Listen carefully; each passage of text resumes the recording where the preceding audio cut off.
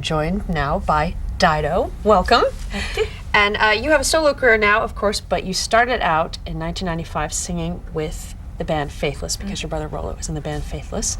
I just wanted to know when you started thinking about a solo career, if there was one incident or if it was a gradual process. I sort of never really planned to be with Faithless. It was like the opposite way around. When I stopped working, I was going to be a solo artist. But I sort of fell into the Faithless thing and I was really enjoying it, and it was a really natural way for me to find out, you know, the whole touring thing, and you know, it just was a great experience, and I wasn't carrying the show. I was singing backing vocals and I was singing a couple of songs. I was coming to, you know, to the front to sing a couple of songs. So it was actually perfect for me. And then after about a year and a half of that, I'd written pretty much all the album that's out now. So that was when I stopped. So it was like, but I did give them like a 6 months notice or something and say, you know, I am going to be leaving just because I'll be too busy. And but it wasn't like I started with them and then decided to go solo. Oh, I see. I was sort of always working on it. Oh, all right. And here, and the album that she was just mentioning is called No Angel, and we are showing the first video from the album. It's called Here With Me. Tell me a little bit about the video. Where was it shot? And so forth. It was actually shot in London. I'd love to say it was shot in Cornwall, which is what it looks like. But I'd be lying, and I'm not a very good liar. But it was shot in London, just in, you know, they built this incredible set, and they built it in the style of this architect that I now can't remember her name, but everything's sort of reversed. It's quite subtle, but, you know, all the cupboards, rather than going in, come out, and, you know, anyway. But, you know, they were great people to work with, and it's my first video. It was an incredible experience. You're pleased with it? It's a great video. Yeah, I think it looks great. Do you know what I mean? All right, here is Here With Me on 120 Minutes. Welcome back to 120 Minutes. I'm Jancy Dunn, and I'm here with Dido. Her new album is called No Angel.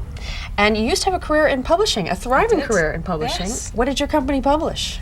Well, I worked for a publishing company, and then I went to work for a literary agent. So I was looking after authors, basically, and journalists. And but I used to work for a company called Macmillan and Picador, and who published some great books. Sure. They've quite the rep. Yeah. And what gave you the impetus to leave? When did you finally say, I'm going to pursue music full time? Goodbye, everyone. Again, it wasn't a decision. I was like, this is what I'm going to do. Basically, I was completely overdoing it. I was working really hard. I was doing a law degree in the evenings, and then I was going to the studio after that and recording with Faithless, because that's when we were recording the Faithless album. And I collapsed, basically. Just, you know, I mean, over a period of time, I was just like, okay. And I was really suffering from exhaustion, so I decided that I had to choose one thing and stick to it, you know, for a while. So the thing I wanted to do most was the music, so I gave myself a year. I sort of saved up enough money to live for a year, and then, you know, thought if I don't get a deal within a year, I'll go back to publishing. Okay, and it luckily worked. that didn't miss. And here we are. 4 years later. All right, well, I'll be talking more with Dido, but right now, Jancy Dunn here with my special guest, Dido. Now, you and your brother, Rollo, from Faithless, have a musical influence on each other. And I wanted to know, first of all, if you've ever gotten in any brotherly, sisterly type of fights, because you've been in the studio together many a time, you've toured together. Yeah, once we did, because we made a lot of my album together. And we had a huge fight over a drum loop. It was pathetic. And I walked out, and because he wouldn't put in the loop that I wanted to have in the song. And I left my keys behind. So I had to sort of skulk back like 5 minutes later, just like really, I was so infuriating. But he was brilliant, but because he's my brother, it was fine. And he just sort of looked up at me and sort of laughed, and I'm like, sorry.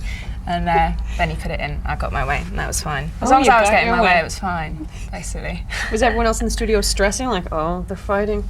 I mean, in a way, but I think they just sort of found it funny as well, just because they could see my keys right there on the table, and I'm like, right, I'm leaving. Do you know what I mean?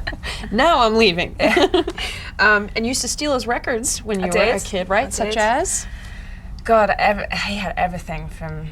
I sort of developed a taste for some really strange stuff, like Linton Kwesi Johnson when I was 8 and stuff, and I'd be reciting all these, you know, all his poems, and you know, I started listening to pop music just bang slap in the middle of the new romantic sort of birth, and when my brother and all his friends were wearing makeup and we were all listening to Duran Duran and Spandau Ballet, so there was, you know, quite a range going on there. And you were how old when you were listening to Duran Duran and Spandau? Well, that was sort of, you know, like 11, 12, 13, that's when I started getting into pop music, and unfortunately that was the first. You know who didn't love Duran Duran? Huh? All right, well, stick around because when we return, I'll be talking more with Dido. Plus, we'll see the latest video from Show Off, so don't move. Welcome back to 120 Minutes. I'm here with Dido. And you were the new kid on the Lilith Fair tour this year, right? How's it been going? Fantastic. I had time of my life, yeah. Time of your life? Oh, I really did, good. yeah. It was proper, you know, if all touring could be like that, you know, life would be a happy place. Did they put you through a hazing ritual at all, you being the new kid? No, they didn't. I'd like to say they, you know, threw me off a bit. No, they, you know, they gave me a present. And then you get on stage and sing with everyone at the end, which is fantastic. And you sort of have to enter into the whole vibe of it yourself. You sort of, but it's great. And then it's, you know, it's a great supportive atmosphere there. What's the present? I have to know. It was these. Have you heard of a company called Lush who do all those bath things? Yeah. It's like a big box of all those like bath bombs and stuff. It's fantastic. That's nice. Yeah. Sarah gives everyone a present, which is very cool. She does. Yeah, Oh, good for it's her. very cool.